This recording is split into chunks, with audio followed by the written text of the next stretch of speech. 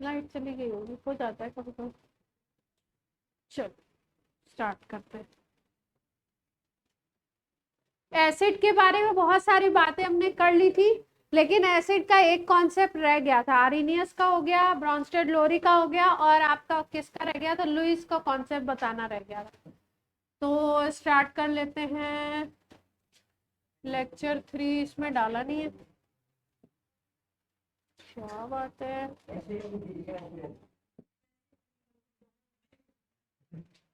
आवाज नहीं, आवाज नहीं करिए प्लीज।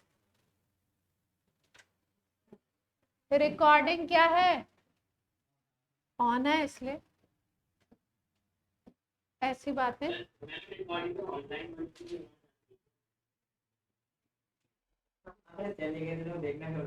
पता नहीं, मैंने रिकॉर्डिंग तो आप लोग ही देखते हो ना, मैंने तो देखी नहीं ना अपनी रिकॉर्डिंग रिकॉर्ड करके खुद को।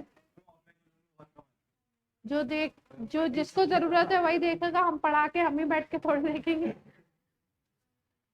चल, एसिड बेस के बारे में काफी सारी बातें हो गई। आर्नियस कॉन्सेप्ट पढ़ा हमने, लुईस ब्रॉन्स्टेड लोरी कॉन्सेप्ट पढ़ लिया।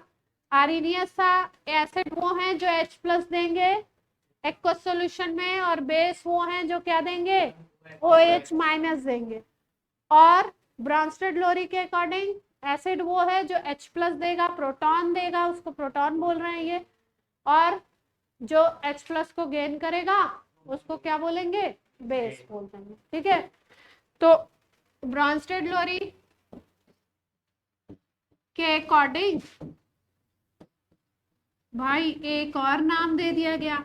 एक को बोलते हैं प्रोटोजेनिक, एक को बोलते हैं प्रोटोफिलिक। प्रोटोनो प्रोटोनो भी बोलते हैं और कहीं पे प्रोटोजेनिक भी बोलते हैं। और दूसरा है प्रोटोफिलिक। ठीक है, फिलस का मतलब होता है अफेक्शन, लव।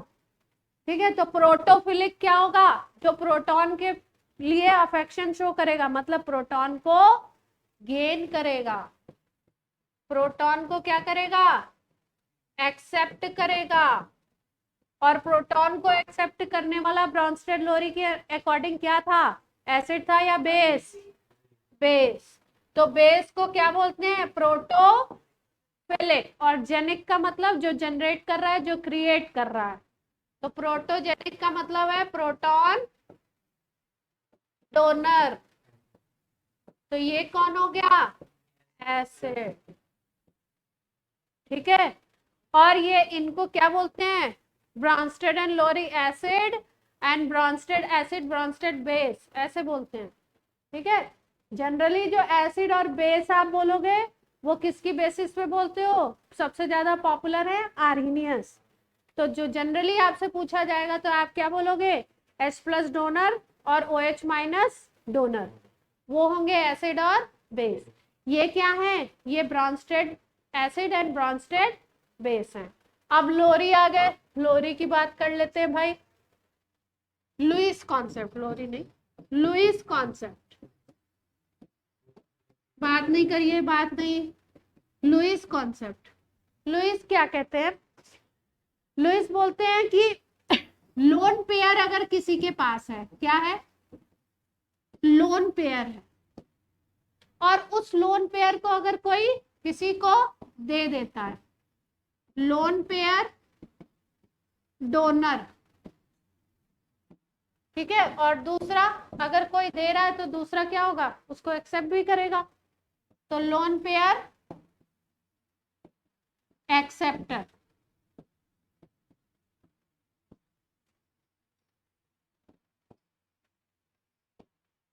ठीक, यहाँ पे क्या है? लोन पेयर जो डोनर होगा वो होगा बेस, और लोन पेयर एक्सेप्टर जो होगा वो क्या होगा? ऐसे। हाँ, उल्टा ऐसे। ये किसके अकॉर्डिंग है? लुईस के अकॉर्डिंग। ठीक, अब समझ लेते हैं कि भाई लोन पेयर होता क्या है। लोन जो वर्ड आया वो किससे आया? एलोन वर्ड से, अकेला। ठीक है, जैसे देखो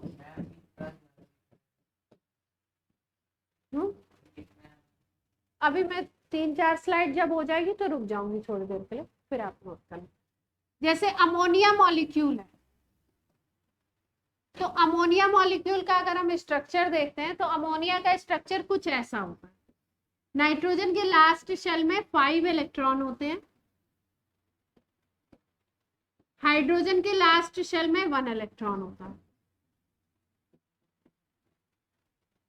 हाइड्रोजन को 2 कंप्लीट करने हैं, तो एक इसके पास खुद का है, एक ये नाइट्रोजन के साथ शेयरिंग कर लेगा, तो तीनों हाइड्रोजन इस तरीके से शेयरिंग।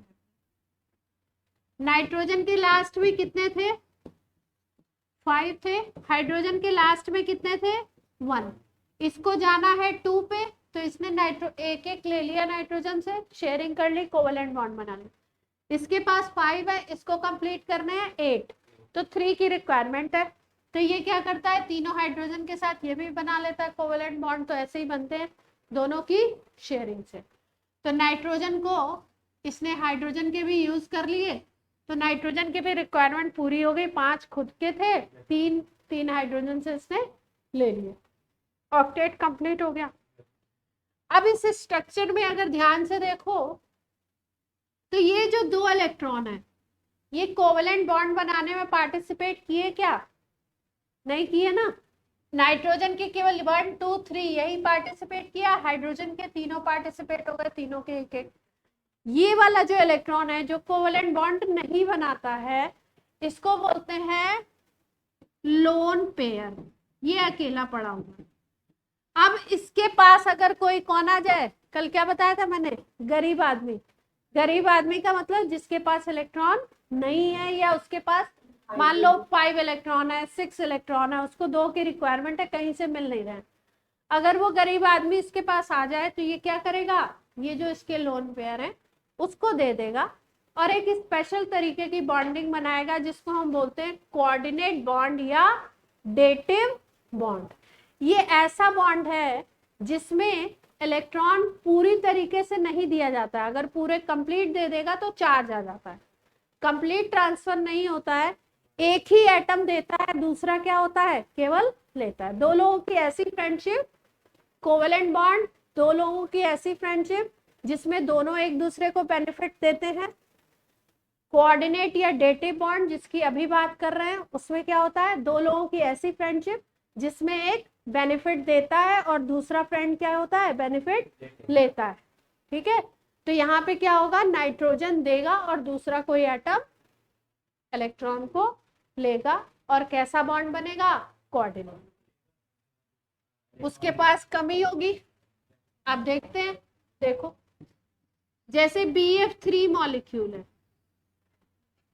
ठीक, बोरॉन के पास होते हैं लास्ट में 3 इलेक्ट्रॉन, एटॉमिक नंबर होता है 5, लास्ट में इसके पास 3 इलेक्ट्रॉन है, तो इसको टोटल में चाहिए कितने, 5 इलेक्ट्रॉन और मिल जाए तो ऑक्टेट हो जाएगा।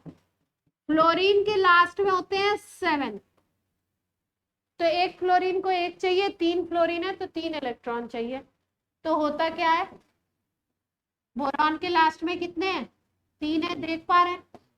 फ्लोरीन के लास्ट में कितने हैं, 7। फ्लोरीन वाले को क्रॉस से बना देते हैं।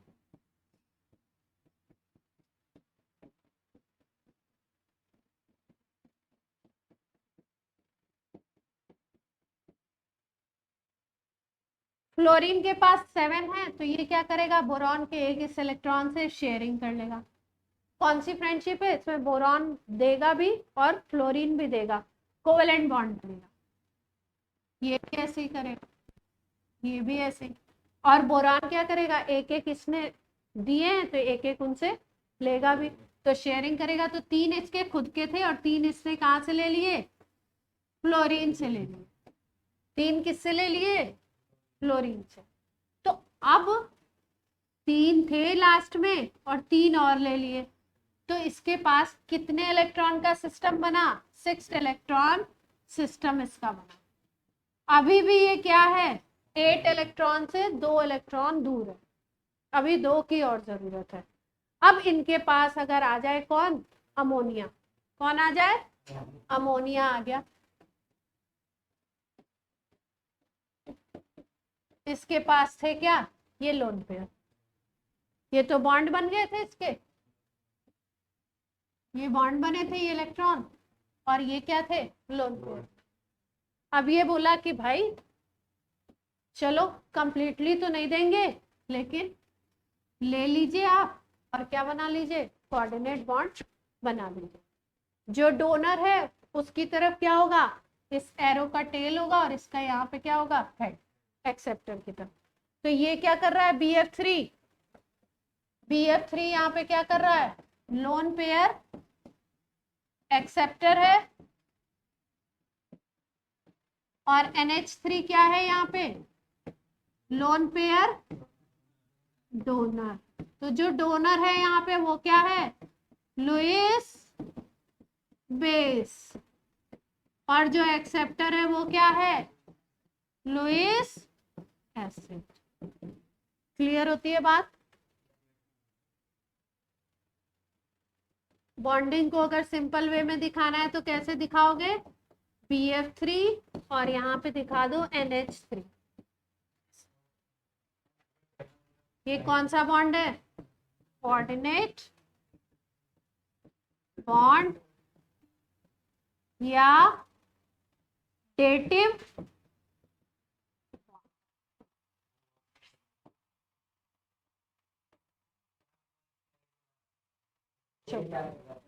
यहाँ से नोट करना है,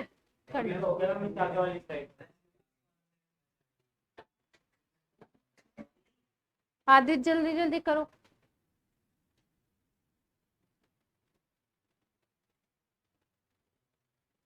कहाँ ध्यान है, कभी इधर, कभी सुहानी को देख रहे हो, कभी आदित्य को देख रहे हो, कभी उधर देख रहे हो, कौन है। पढ़ते वक्त डिस्ट्रैक्शन नहीं होना चाहिए,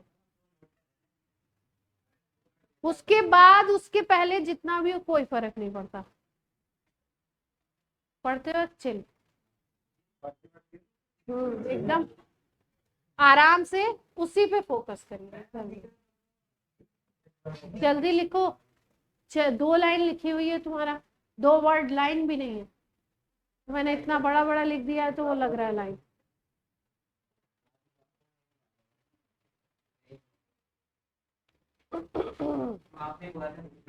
तो लुईस में क्या ध्यान रखना है, जो डोनर है वो क्या है, हो गया।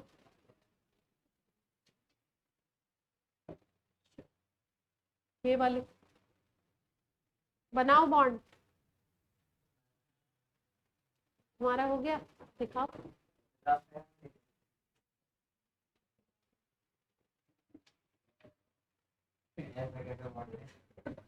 वो साथ साथ में कर लेते हैं ना काम।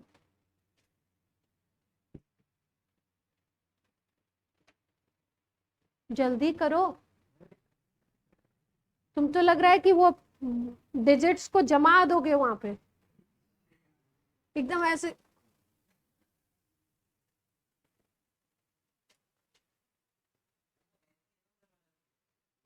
NH3 में अच्छी है, नाइट्रोजन के अलावा हाइड्रोजन। अमोनिया किसको बोलते हैं, बोरॉन ट्राइफ्लोराइड, BF3 को।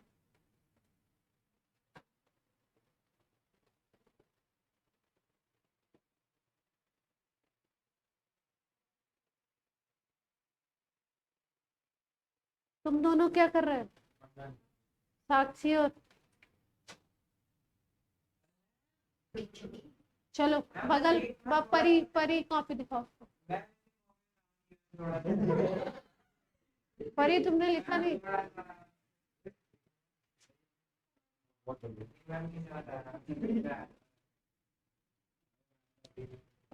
तुम ऐसे ही नोट करते रहोगे।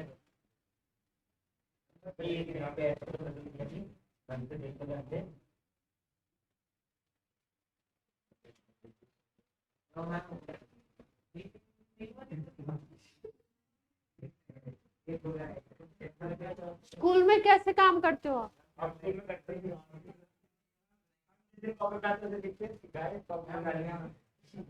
चलो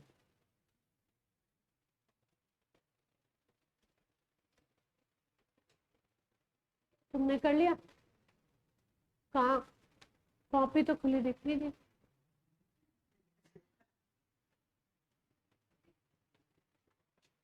कर लिया?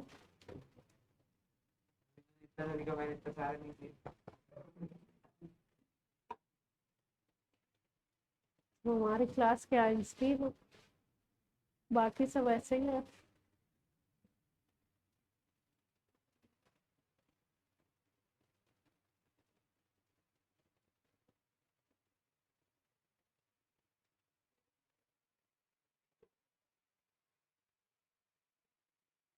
एक तो तुम लोग के नाम नहीं याद हो रहे, नाम बताओ। कृतिका, मेधांश, आप बोलो। नक्षत्र, हाँ आपका तो अलग सा नाम है। तुम नोट कर लो बस, जल्दी करो, बेस पढ़ाना है, बेस।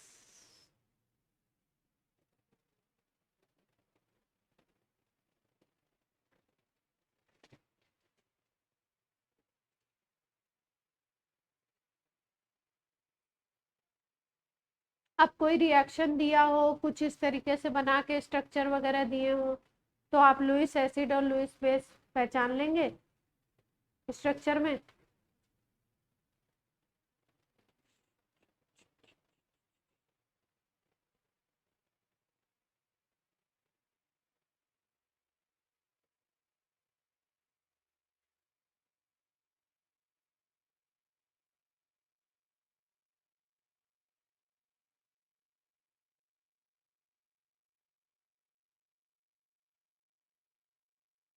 हाँ, सब लिखना है तुम लोग को ना। क्लास पूरी खत्म करके 10 मिनट का टाइम दूंगी। हाँ, उसमें लिखो, ऐसे बहुत टाइम लग रहा है ना। और 7 बजे के बाद मेरी क्लास कोई होती नहीं है यहाँ पे, तो आराम से जिसको देर तक लिखना लिखता रहे। जो जल्दी लिखेगा वो जल्दी चला जाएगा।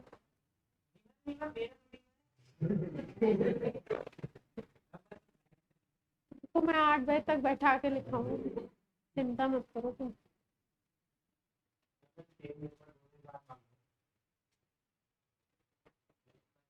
ये जो लोग पेपर में लिख रहे हैं वो फाइल में कलेक्ट कर लिया करो, सिस्टमैटिक वर्क करो, है ना। जिनके पास कॉपी है वो तो कोई दिक्कत नहीं है, जो पेज में लिख रहे हैं वो फाइल में कलेक्ट कर लिया करो। मान लो हफ्ते भर का एक दिन बनाने बैठो नोट, हाँ जब चेक करेंगे तब बनाएंगे, तो कलेक्शन होगा।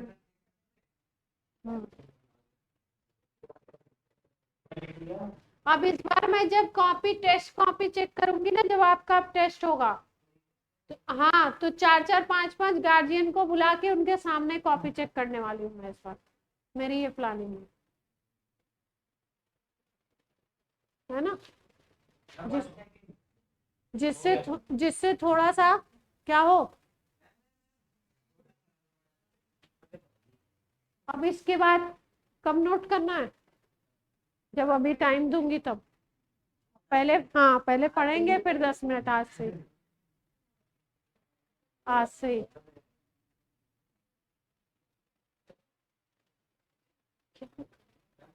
लिख रहे हैं, क्या कर रहे हैं? 3 स्लाइड लिखने में इतना टाइम?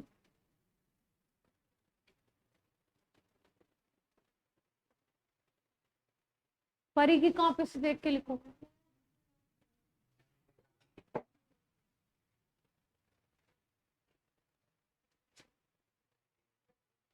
तुम्हारे एन और एच में कोई डिफरेंस नहीं है, अच्छे से लिखो। NH3, H3N इसलिए लिख दिया है ना क्योंकि नाइट्रोजन दे रहा है ना। NH3 लिखते तो लगता है हाइड्रोजन दे रहा है इलेक्ट्रॉन, हाइड्रोजन तो करीब बाद में। डेटिव बॉन्ड, डेटिव बॉन्ड या कोऑर्डिनेट बॉन्ड जो लोन पेयर देगा वो क्या हो गया? बेस। और जो लोन पेयर लेगा वो क्या हो गया? एसिड। चलो अब बात करते हैं हम लोग, बेस की बात कर लेते हैं। तो आर्नियस ने बोला OH माइनस, फ्लोरी ने क्या बोला H प्लस एक्सेप्टर, और लुइस ने क्या बोला लोन पेयर डोनर। ठीक,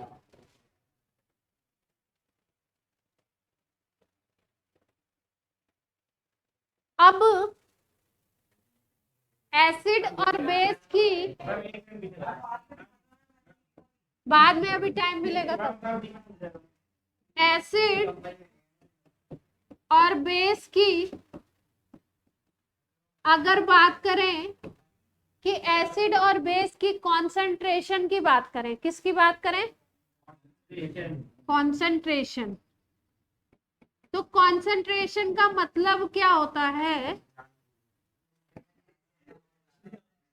ठीक है, कॉन्सेंट्रेशन का क्या मतलब है, जैसे मान लो सपोज कोई एसिड है HA, एसिड है कोई HA, इसके 1 लीटर में आपको H प्लस मिलते हैं सपोज 1000, H प्लस के कितने मोल देता है ये 1000 मोल देता है। अगर 1 लीटर है तो उसमें जब हम लोग इंट्रोस्कोप करके देखें तो H प्लस कितने दिखाई दे रहे हैं 100 मोल दिखाई दे रहे हैं। तो हम क्या बोलेंगे कि H प्लस की कंसंट्रेशन क्या है, कंसंट्रेशन को ऐसे ये बड़े ब्रैकेट में लिखते हैं, बड़े ब्रैकेट में लिख दिया किसी चीज को केमिस्ट्री में, मतलब वो क्या है उसकी कंसंट्रेशन को शो किया जा रहा है। तो ये बोलेंगे H प्लस आयन का क्या है ये कंसंट्रेशन, और होगा कितना ये 1000 मोल है H प्लस के किसमें 1 लीटर में, तो आप कंसंट्रेशन बोलोगे 1000 मोल पर लीटर। कोई दिक्कत अपने सुर में। अब अगर बात कर लो बेस की, तो बेस की अगर बात करें कंसंट्रेशन की, तो बेस की कंसंट्रेशन में हमें देखना किसको है OH माइनस के मोल्स को, किसको देखना है OH माइनस।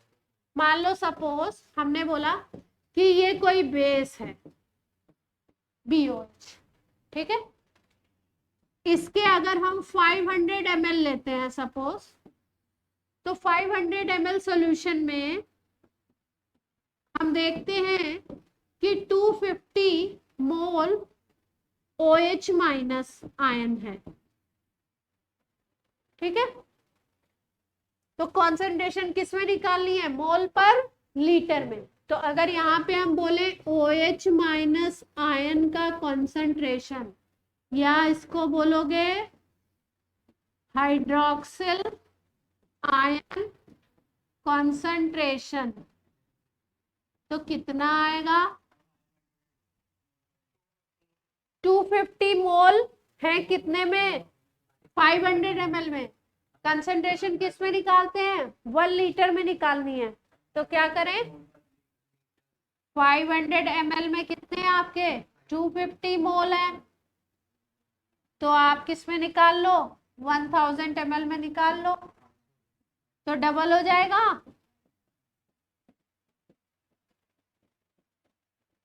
जस्ट क्या हो जाएगा डबल हो जाएंगे 500 मोल। तो कंसंट्रेशन आप क्या लिख सकते हो 500 मोल पर लीटर। कोई दिक्कत, OH माइनस की कंसंट्रेशन क्या आ गई 500 मोल पर लीटर, ठीक।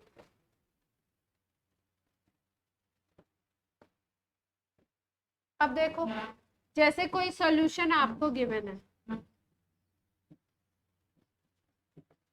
सॉल्यूशन ऑफ एसिड HCl है मान लो, ठीक है। इन्होंने बोला कि इसमें 36.5 ग्राम HCl डिसॉल्व करते हैं हम 250 ml सॉल्यूशन में, मतलब टोटल सॉल्यूशन कितना बना रहे हैं 250 ml। आपसे पूछ रहे हैं कि इसमें H+ की कंसंट्रेशन क्या होगी, हाइड्रोजन आयन कंसंट्रेशन कितनी है ये निकालनी है, ठीक है। तो देखो अभी तक हमने क्या देखा था पिछले वाले में कि मोल गिवन थे, वॉल्यूम गिवन था, तो 1 लीटर में हमने मोल कैलकुलेट कर लिए, वही उसकी क्या हो गई कंसंट्रेशन हो गई। यहाँ पे क्या है, मोल नहीं गिवन है, क्या गिवन है, मास गिवन, ग्राम्स गिवन है, मास गिवन है। तो देखो कभी भी अगर किसी कंपाउंड का मास गिवन है और आपको मोल निकालने हैं तो आपको एक फॉर्मूला याद रखना है, क्या, mole is equal to given mass by molar mass. उस कंपाउंड का मोलर मास क्या करें, मोलर मास से डिवाइड कर दो गिवन मास में। तो इसके कितने मास दिया हुआ है, 36.5 दिया हुआ है। मोलर मास HCl का कैलकुलेट करते हैं, इसके लिए हमें क्या चाहिए, एटॉमिक मास चाहिए। तो Cl का होता है 35.5 और H का होता है 1 यूनिट। तो HCl का क्या हो जाएगा, टोटल कर देंगे तो 36.5 आ जाएगा। हाँ 9th मोल कॉन्सेप्ट आपने पढ़ा है। 36.5 से डिवाइड कर दिया तो मोल कितने आ गए, 1 मोल आ गए। इसका मतलब इन्होंने क्या बताया कि 1 मोल HCl किस में डिसॉल्व है, 250 ml में। कॉन्सेंट्रेशन हमें किस में चाहिए, मोल पर लीटर में। तो आपको पता है 250 ml में कितने मोल हैं, 1। तो 1 लीटर का मतलब 1000 ml हो गए, तो कितने आ जाएंगे, सीधे सीधे क्या आ जाएगा, 4 मोल पर लीटर।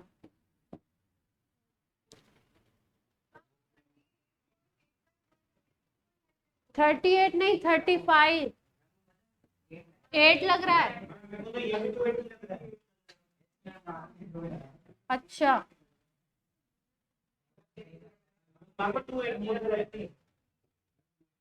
हो अभी ठीक है,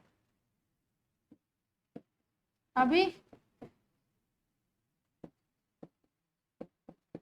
ठीक है साक्षी। अच्छा भाई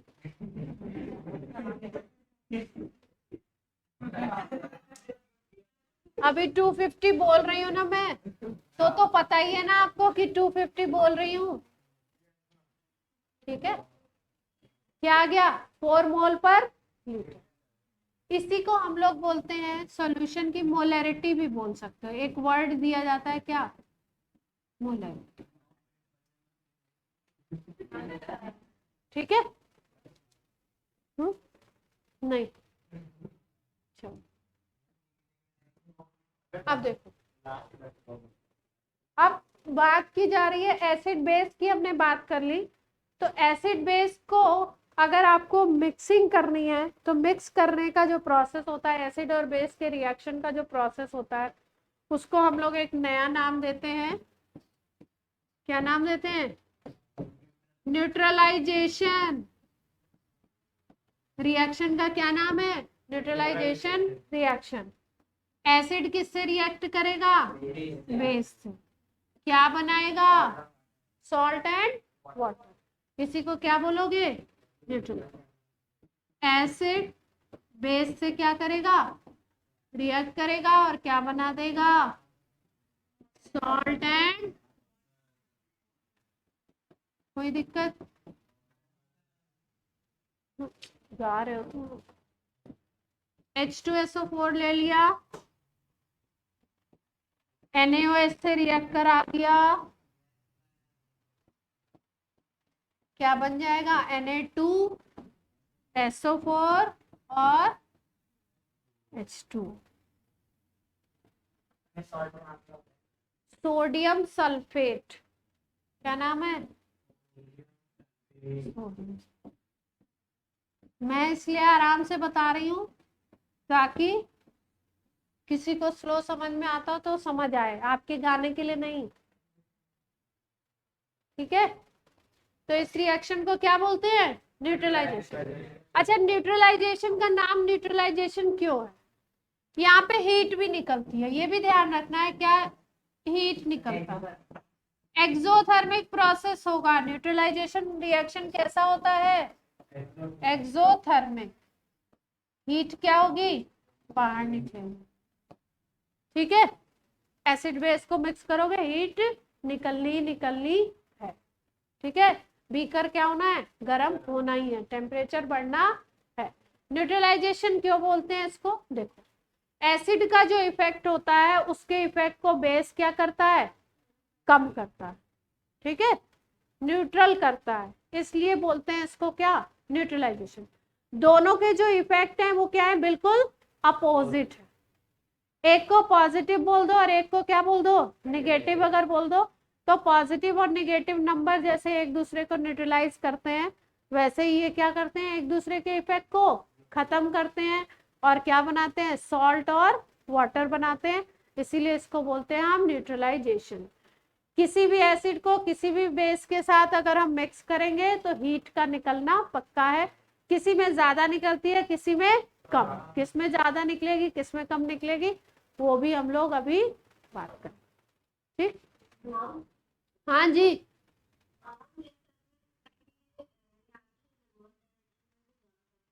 हाँ हाँ, रिवर्स भी जाता है। रिवर्स को बोलते हैं सॉल्ट हाइड्रोलिसिस। क्या बोलते हैं रिवर्स को? Salt hydrolysis. सॉल्ट की वाटर से रिएक्शन करवाई, वाटर की वजह से सॉल्ट क्या होगा? ब्रेक हो जाएगा। हाइड्रोलाइसिस, लाइसिस का मतलब ब्रेक होना। ठीक है, तो ये रिवर्स भी हो सकता है। Na2SO4 वाटर से रिएक्ट करके NaOH और H2SO4 बना। ठीक है, तो सॉल्ट हाइड्रोलिसिस हमारे अभी 11th के सिलेबस में, 10th में नहीं है इसलिए नहीं बता रहे। एसिड बेस से रिएक्ट करके क्या बनाएगा? सॉल्ट और वाटर, हीट एवोल्यूशन होगा, दैट इज कॉल्ड न्यूट्रलाइजेशन। एक मिनट। अब एक होता है, एक प्रोसेस होता है डिसोल्यूशन। सुना है? क्या होता है? यस मैम, ये जो गाया है जिसने, हाँ जल्दी से बताओ। डिसॉल्व करना। डिसोल्यूशन क्या है? डिसॉल्व करना। ठीक है, शक्कर को डिसॉल्व, शरबत बना रहे हैं, शक्कर को किस में डिसॉल्व कर रहे हैं? वाटर में। क्या है? डिसोल्यूशन। अब देखो, वाटर है हमारे पास और क्या है? कोई एसिड। सॉल्यूशन बनाना है एसिड का। वाटर को एसिड में मिक्स करें, डालें, या एसिड को वाटर में? अब पहले ये समझिए कि दोनों प्रोसेस सेम है क्या? ठीक है, कोई ये भी बोल सकता है कि दो चीजों को मिक्स ही तो करना है, सेम है ना? लेकिन दोनों में बेसिक डिफरेंस क्या है? क्या करना है आदित्य? कौन सा प्रोसेस लॉजिकली मतलब सही होगा और कौन सा गलत होगा? वाटर को एसिड में डालना है या एसिड को वाटर में डालना है? ध्यान से सोचो।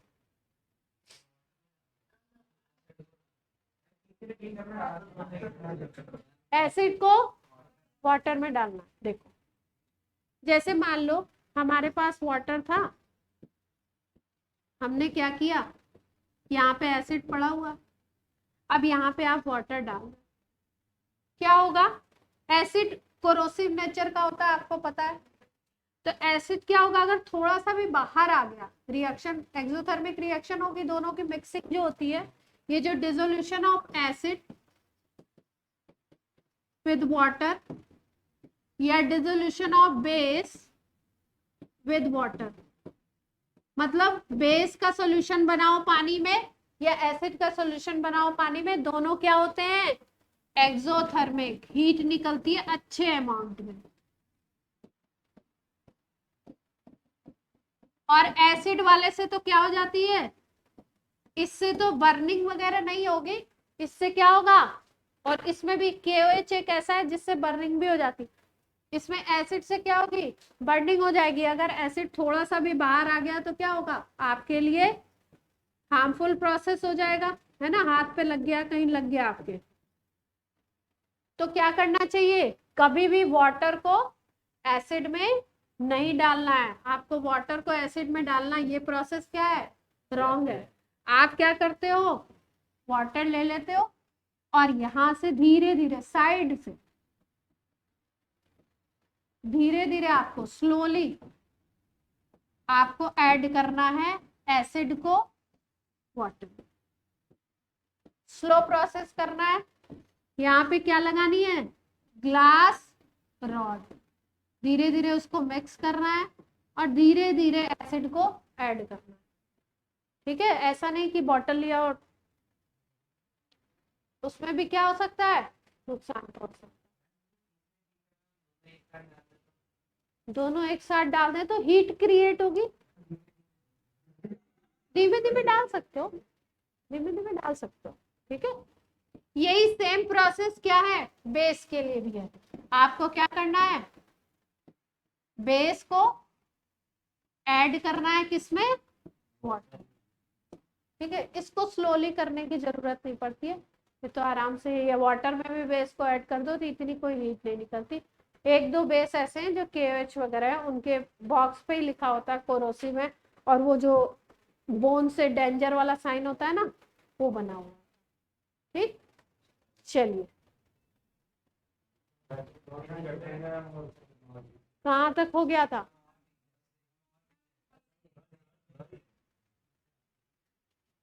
चलिए अब नोट कर लीजिए, अभी तो टाइम है, कर लो अभी, अभी तो 5 मिनट और बता दो। आप बोलो नहीं, रिकॉर्डिंग चल रही है, बोलो नहीं, कर लिया, अभी 5 मिनट और बताऊंगी।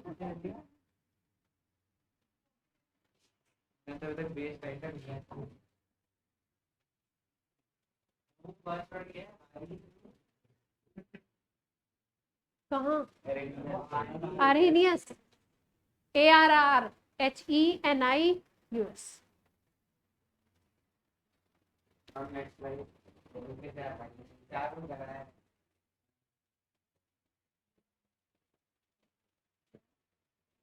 किसके साथ बैठा करो, पर क्लियर लिखता है बड़ा बड़ा, समझ में आ जाए।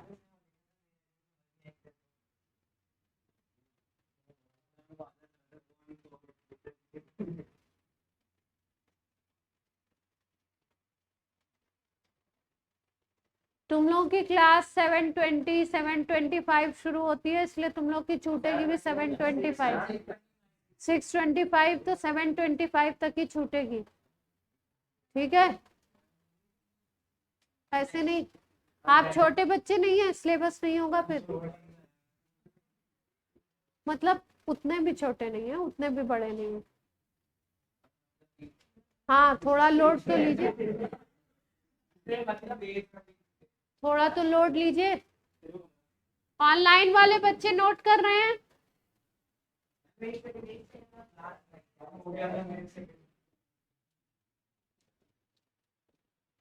क्या क्या पढ़ा आज हमने।